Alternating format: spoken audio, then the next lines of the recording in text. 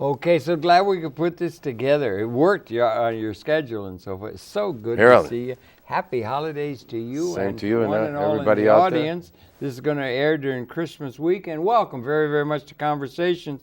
In the audience, a pleasure to welcome a dear friend of mine and of the world, and also a very real pioneer in terms of public access and alternate programming venues. And he's a musician extraordinaire and a beautiful fellow, and that be Jon Hammond. He'll be known to many people here in New York, although he's hanging his hat a good deal out in California. Jon, welcome so much. It's so good to see you again, Thanks, my Harold. brother. It's a great pleasure and big honor to be here with you on your show, Conversations. And not only that, live in the studios of MNNTV. Yes, indeed. Which is a big thing for me to be here. I've been, as you know, on MNNTV, not as long as you, but we started over at MCTV, Manhattan Cable TV, when they were at 23rd Street, and you were on 125th Street before that even. Well, there was. In the earliest stage of about 73 or 74, they had a studio up on 125th Street. That was teleprompter then, Irving Kahn. But let's, I've been at it since about 1970. I would say my hat's off to Harold because you've been keeping it going so long, you know. And but you had that thing with the beat, with the with the cowboy boot or something, the foot going like that. And let's share with that. Yeah, that was my gimmick. Because you've been doing television, cable television in New York for a very long time. 27 years now. All right.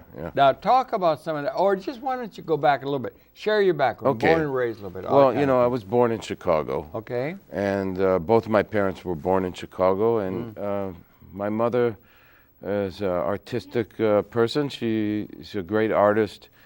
Oil painting is her forte, and she played the piano, and she was always into music, you know. So my father had a natural feel for music, although he went into medicine. Okay. So as a doctor? Or? Yes, he was a general practitioner, as his father was. So I always say, my father was a physician, my grandfather was a physician, and I'm a musician. Oh, I see. Physician, musician. Yeah. But ironically, I'm playing now in some of the same hospitals where my father practiced medicine. Isn't that interesting? And I play a few shows every month in hospitals and nursing home facilities. Are they still with us or not? Your mother? My mom is hanging in there. She's doing still amazing. Not as much as she used to, but she still has a great sense of art, and I think that got me into it at a young age. And also, you know, we had the first air conditioner on the block. Did you? Yeah. I think we did too in Detroit, And Chicago summers were very hot, you know. They are, So the whole neighborhood would come over to one house. The neighborhoods were very, you know, a neighborhood was a neighborhood then. They were neighborly, So like before the air conditioners, we used to have these rubber pools, you know, in each front yard.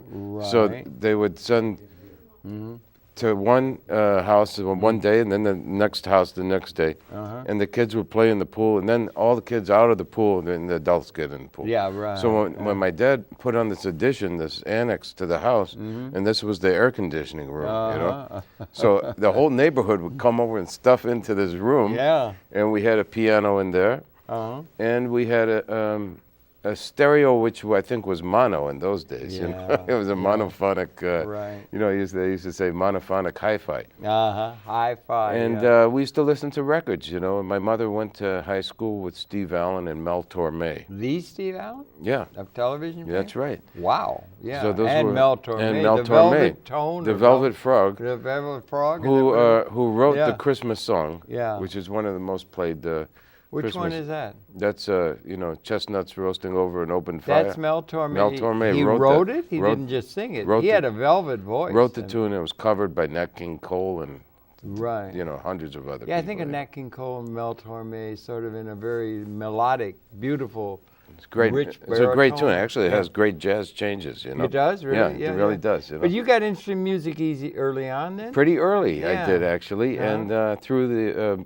by way of the accordion, you know. Accordion. Yeah. You and Lawrence Welk? Well, you know, that's a funny thing you say about Lawrence Welk. People probably always bring that up. Because, you know, although I used to, and I especially enjoy watching the Lawrence Welk reruns. You know, Do they're you really really? entertaining. And I did see the Lawrence Welk show live at Harrah's in Tahoe with my family. Really? And we had the whole dinner show with the champagne bubbles. You know, they had a bubble machine going. You know, it'd be so. But they had a great thing. But that wasn't my thing on accordion. You know. Right. But the problem with the accordion, for the public relations problem that the instrument has, it all goes back to Lawrence Welk, you know. Yeah, I know. I'm sorry, I shouldn't because have you know hearing it's okay it, because it's not that way in the rest of the world, but in the USA, when people see an accordion and hear about accordion, of course it's used in Cajun and Zydeco music. Absolutely. And a lot of ethnic music and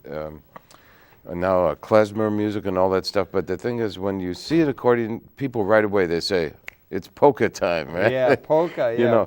Yeah. So I don't really do the polka thing. You got to have a couple in your back pocket just in case to keep those people quieted down. You know, I'm in the musicians union. Yeah, you know? I know you are serious. So when I go on a gig, I'm being paid. I got to try to keep everybody happy. Yeah. But when I first got into accordion, it didn't take long before I started disobeying my music teacher and getting some blues licks, you know, and getting into some funky music, and also, of course, I was totally into rock, as everybody was into the Beatles then. Right. Yeah. And you know, at that age, I saw the Beatles with all these adoring fans, you know, and I thought, this is the job for me. They were good. I wasn't the only one who had that idea, Harold, they were really good. The Beatles were they were great inspiration to me. Oh, absolutely. They were fantastic composers.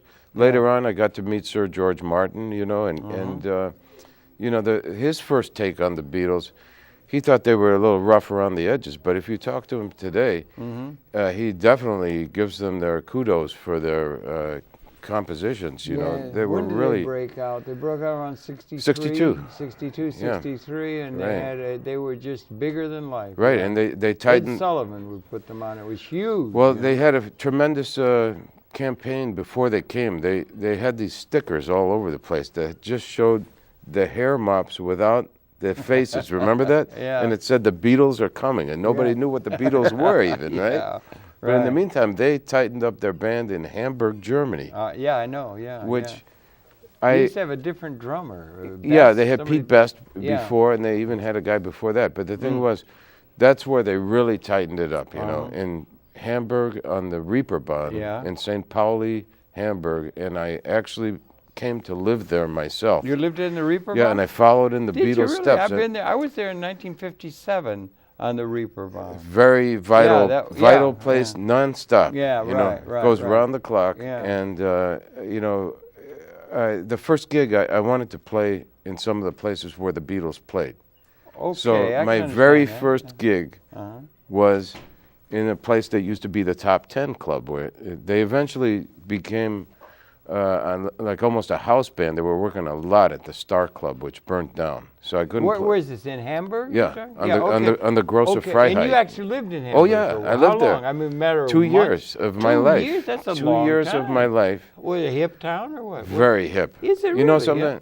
Yeah, I didn't know that. I lived in Frankfurt. I lived in Germany for 5 years. You did? That's long. How did that happen? Well, I started going there. My first time, I went there in 1981. Okay.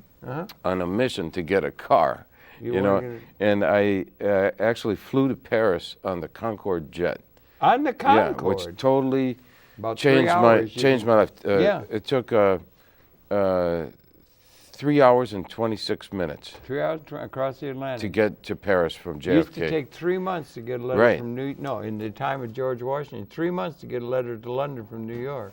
That's right. Things have changed. Physically, you go 3 hours. It was, that changed my life, to take the Concorde to Paris. It was my first trip to Europe. Oh, really? So I always say that was the game changer. It changed my life. What made such a big deal? What was such a big deal? Because now I'm supersonic. Oh, cut it out. Oh, I see.